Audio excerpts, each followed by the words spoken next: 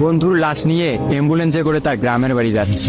সময় কাটানোর জন্য ফোনটা বের করলাম। ঠিক সেই মুহূর্তেই মোবাইলে একটা মেসেজ আসে। আমার সামনেই আমার প্রিয় বন্ধুটি কফিনের মধ্যে লাশ হয়ে পড়ে আছে। মেসেজ করেছে আমার সেই মৃত ফ্রেন্ডের গার্লফ্রেন্ড অবন্তী। আমি মেসেজগুলো পড়া শুরু করলাম। ফাহাদ, আমাকে মাফ করে দিও। আমি যেই বাবার চোখের দিকে তাকিয়ে কখনো কথা বলতে পারিনি, সেই বাবা যখন অসহায়ের মতো আমার সামনে দুই হাত জোড়ে কান্না শুরু করতে লাগলো, তখন সেই বাবার ভালোবাসার কাছে আমাদের ভালোবাসা হার মেনে গেল। তাই আজ 11 দিন ধরে আমি অন্য মানুষের স্ত্রী। তোমাকে কথা দিয়েছিলাম জীবনের শেষ সময় পর্যন্ত তোমার সঙ্গে থাকবো। আমার সব সময় ভয় হতো যে তুমি আমাকে কষ্ট দেবে, হয়তো আমাকে ছেড়ে অন্য কাউকে বিয়ে করবে। অথচ দেখো, আমি তোমাকে কষ্ট দিলাম, আমি তোমাকে রেখে অন্য পুরুষকে বিয়ে করে ফেললাম। জীবনটা বড়ই অদ্ভুত, তাই না? তোমার কি মনে আছে আমি তোমাকে কাঁদতে কাঁদতে বলতাম আমাকে কখনো ছেড়ে যাবে না? তো তুমি হাসতে হাসতে উত্তর দিতে আমি তোমাকে কখনো ছেড়ে যাব না, তুমি আমাকে ছেড়ে গেলে যেতে পারো। তখন আমি অনেক রাগ করতাম, কারণ আমি তো তোমাকে পাগলের মতো ভালোবাসতাম।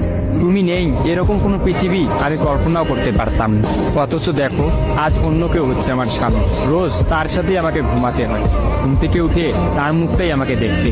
মানুষের জীবন এমন কেন যে যাকে চায় যদি তাকে পায়? প্রকৃতির তাতে কি এমন আসে যায়? কেনই বা প্রকৃতি তাদেরকে কাঁদায়? হুট করেই সবকিছু হয়ে গেছিল, তাই আমি ইচ্ছে করেই তোমার সাথে যোগাযোগ বন্ধ করতেই আমার নাম্বারটা বন্ধ করলাম। বিয়ের দিন ভাইয়ের ফোন হাতে নিয়ে আমার ফেসবুক আইডিটাও ডিলিট করে দিলাম। তুমি অনেক কষ্ট পেয়েছো আমি জানি, যার সঙ্গে সারা জীবন কাটাবো ভেবেছিলাম তাকেই শেষমেশ কষ্ট দিলাম। আমার পরিবারের সবাই খুশি, আমার স্বামীটা অনেক ভালো, এখন পর্যন্ত যা ব্যবহার করেছে আমার ভালোই লেগেছে। তবে ভবিষ্যতে কি হবে জানি না। তোমার কি আমার সেই প্রথম দেখা হওয়ার কথা মনে আছে? তবে সেটাই যে প্রথম দেখার, সেটাই যে শেষ দেখা হবে, এটা কখনোই ভাবতে পারি। আসলে মানুষের চিন্তার বাইরে যে কত কিছুই ঘটে, তাই না? সেদিন আমি তোমার সাথে 3 ঘন্টা ছিলাম, কিন্তু সেই 3 ঘন্টায় কেউ কাউকে স্পর্শও করিনি। কিন্তু তুমি যখন আমাকে তোমার রিক্সায় তুলে নিতে তোমার হাতটা বাড়িয়ে দিলে, তখন আমি তোমার হাতটা প্রথম স্পর্শ করেছিলাম। বিশ্বাস করো, সেদিন আমার কিছুতেই তোমার হাতটা ছাড়তে ইচ্ছা করছিল না। তোমার ঘরে আমার জন্য কিনে রাখা শাড়িগুলো নিশ্চয়ই এখনো আছে। আচ্ছা, আমি তো এখন আর তোমার নই, ওই শাড়িগুলোকে আমি পাবো? তোমার তো যখনই কোনো শাড়ি পছন্দ হতো তুমি কিনে রেখে দিতে, আমি বলতাম বিয়ের পর সবগুলো একসঙ্গে নেব। দেখো, আজ আমি বিবাহিত, কিন্তু আমার স্বামী তুমি নও। আমি এমনটা কখনোই চাইনি। নিজের পছন্দের একটা মেয়েকে বিয়ে করে নিও, তারপরে শাড়িগুলো তাকে দিয়ে দিই। মেয়েরা শাড়ি কতটা পছন্দ করে তা কি তুমি জানো? যদি না জেনে থাকো তাহলে বিয়ের পর তোমার বউকে দিয়ে উপলব্ধি করে নিও। তোমার সাথে আমার অনলাইনে পরিচয়, তাই চিন্তা করেছি কোনোদিনও বেঁচে থাকতে আর অনলাইনে যাব না। আমার নাম্বারটাও বন্ধ করে দিয়েছি। আজকের পর থেকে আমাদের আর কোনোদিন কথা হবে না। তোমার কাছে একটা অনুরোধ, যদি চলার পথে আমাদের কোনোদিন দেখা হয়ে যায় তাহলে প্লিজ তুমি অচেনা হয়ে চলে নিও। নিজের যত্ন নিও আর জীবনটা গুছিয়ে নিও। জীবন তো একটাই, ভালো থেকো। কিন্তু আমি ভালো নেই। ইতি, তোমার ওই অবন্তী। সবগুলো মেসেজ একত্রে পড়লাম। আমার সামনে চিরনিদ্রায় শুয়ে আছে ফাহাদ। অবন্তী পরপর 5 দিন অনলাইনে আসেনি এবং ফাহাদের সাথে কোনো যোগাযোগ করেনি। তখন এক রাতে অফিস থেকে ফিরে ফাহাদ রাগ করে তার ফোনটা আসার গিয়ে ভেঙে ফেলে। ভাঙা মোবাইল আর ঠিক করা হলো না। ফাহাদ তার সিমটা আমার ফোনে ইনস্টল করে। জরুরি কোনো কল এলেই একমাত্র ফাহাদকে দিতাম। আর ফাহাদ রাগ করে বলল, যতদিন না পর্যন্ত অবন্তী আমাকে SMS করে ততদিন পর্যন্ত আমি আর নতুন ফোন কিনবো না।